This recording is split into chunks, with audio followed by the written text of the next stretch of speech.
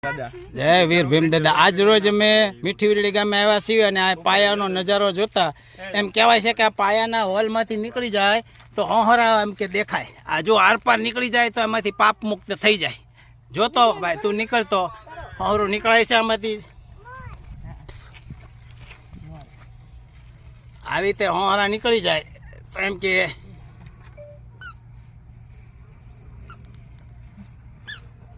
જય ભીમ દાદા।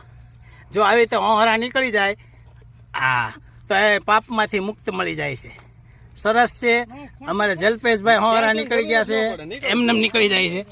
જો આ હોલમાં આ ભીમના પાયા છે। હા ગમે એવું શરીર હોય આની અંદર તમારું શરીર નીકળી જાય છે। જુઓ જો એવી રીતે આ ચારેય પાયા પડ્યા છે। આમ જુઓ જુઓ આ બે આ એક આ બે આ ત્રણ